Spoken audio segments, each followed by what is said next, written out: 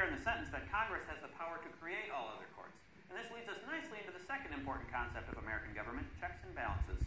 Yeah, that was a segue right into it. Nice job by me. I'm going to need a little help explaining checks and balances, so let's do that part in the clone zone.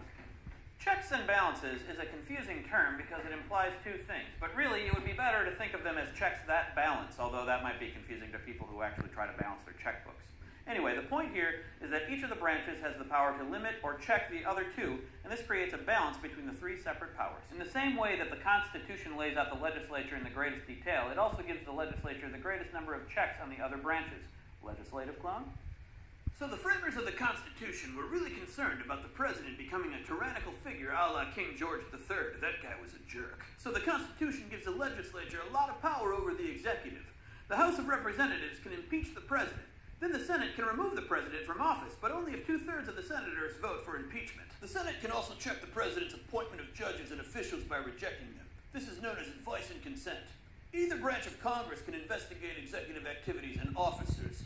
If the president vetoes a law, Congress, with a 2/3 vote in both houses, can override the veto. Congress can also refuse to pass laws that the executive wants, and probably most important, they can refuse to appropriate funds for executive programs. You might think that since the judiciary is the third and presumably least important branch, Congress would have fewer checks on it, but that would be wrong. Here are the ways that the legislative branch can limit the judicial branch. Congress can impeach and remove judges as it can do with the president. Congress can be a bunch of jerks sometimes. That's me. The Senate can reject judicial nominees, which is a check on judges before they even get there. Congress can change the federal court system by adding or taking away courts, like it says in Article 3. And it can change the jurisdiction of federal courts. Congress can pass new laws that override Supreme Court decisions, as long as the decisions aren't based on the Constitution. Don't want to do that. No. And as a very last super drastic resort, Congress can propose amendments to the Constitution, as it did with the 13th, 14th, and 15th Amendments, overruling the Dred Scott decision. Wow, legislative clone. It looks like the framers were so scared about an all-powerful super president that they gave Congress most of the power. Executive clone? You know what? I'll be executive clone since I'm basically president of the clones. The executive branch can check the legislature in the following ways. The president can veto Congress's laws so that they don't go into effect. The president can call Congress into special session, but he can't make them pass new laws. The executive branch carries out the laws and may do so in ways that are contrary to what Congress wanted. Although this rarely happens, the vice president is given the power to break ties in the Senate, which is one of his only real powers other than embarrassing the president. The president nominates Supreme Court justices, and this can change the way the court works. He also nominates federal court judges, and this shapes the entire court system. The president can pardon people convicted by the courts, which cancels out their judgments. The president can also, in his capacity to carry out the laws, refuse to carry out court decisions. So you can see that even with the number of checks that it has, the executive branch is weaker than the legislature. But not as weak as the judiciary branch. Many political scientists consider the judiciary the weakest branch because without legislative and executive action, it doesn't have a whole lot to do. Being the weakest branch, the judiciary also has the fewest checks on the other two branches. Here's what it can do. The judiciary checks the legislature by declaring its laws unconstitutional. The Chief Justice presides over impeachment trials, and sometimes he gets to wear a special robe when this happens. Perk of the job. It's a perk of the job. It's really nice. And the judiciary checks the executive branch by declaring executive acts unconstitutional. A really good example of this was Youngstown Sheet and Tube Company versus Sawyer. Super important case. Look it up. Look it up. The court also issues warrants in federal crime cases, and again presides over impeachment trials in the Senate. But the big check that the courts have is invalidating laws and executive actions. We'll talk about how courts actually do this and where they got this power in a later episode. No, I'll talk about it in a later episode. Now, okay? Let's go back to the regular desk.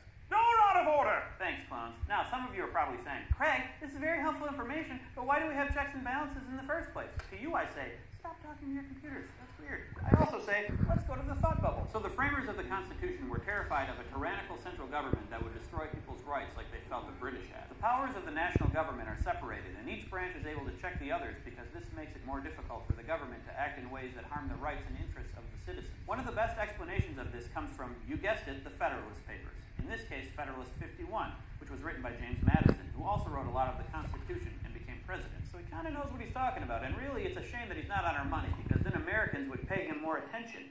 They would also pay him Literally. In Federalist 51, the title of which also contains the phrase checks and balances, Madison wrote, "But the great security against a gradual concentration of the several powers in the same department consists in giving to those who administer each department the necessary constitutional means and personal motives to resist encroachments of the others. It may be a reflection on human nature that such devices should be necessary to control the abuses of government.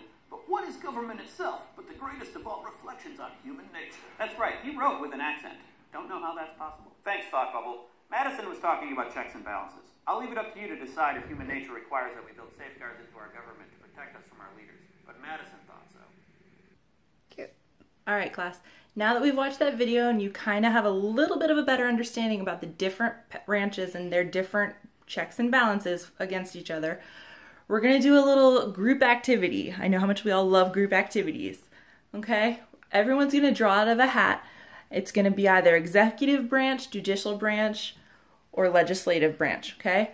You're going to then form a group of 4 or 5 kids, okay? And you guys are going to work together using the sheet of vocabulary that I gave you. There's 10 vocabulary words on there. I want you guys to work together using your textbooks to define each of those vocabulary words. Then you're going to go over how to deal with 2 proposed laws for this classroom.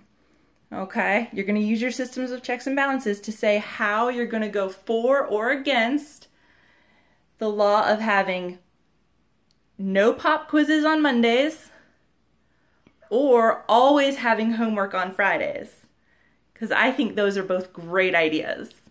So it's up to you guys to tell me how the legislative, the executive, and the judicial branches are going to deal with those 2 proposals. Okay? Now, I really want you to try to use at least 5 of your vocabulary terms for each proposal, okay? Saying how your branch is going to use your systems of checks and balances for or against each proposal. All right, so first up we have the judicial branch. Max is going to represent them, and they're going to go ahead and talk about how they dealt with the proposal for quizzes on Mondays. We as the judicial branch, after finding out that there will never be pop quizzes on Mondays, we have examined the act to see if it is legal during a judicial review. But while finding this out, we decided that it is constitutional and will be approved by the branch of government. All right, good job. Now, can you go ahead and go over which vocabulary words you used? In our group, we use judicial branch. Okay, and that, of course, is meaning our branch that we chose. Your branch, yes. So the Supreme Court or any of the courts of the land. Act, which is the possible class rule or law. Yes. Judicial review, which is the examining of the possible law. Yeah. And constitutional, which is right or that will be followed. Or it's hard not to use the word constitution in the definition, but basically it's what is allowed by the written document. Okay, the laws that have already been put in place. And then the branch of government is us, the judicial branch. Yes, exactly. Good job. All right, so again, representing the judicial branch, we have Max, and he's going to tell us how his group dealt with the proposal for always having homework on Fridays. The next proposed act of there will always be homework on Fridays is unconstitutional. This means that the law will be repealed since there is not an amendment to follow. This decision acts as a checks and balances on the other branches of government. Awesome. So can you go ahead and tell me which vocab words you guys used? We used act, which is Fridays, no homework on Friday, always have homework on Fridays. We used unconstitutional, which is not being allowed. Amendment, which is like in the... It's a section of the Constitution that would allow or not allow certain laws. Act, again, is homework on Fridays. Checks and balances is the effect of each branch on each other, and branches of government, which is us, the judicial branch again. So this one, you're basically saying your check on the other branches is that you're going to repeal this possible law, right?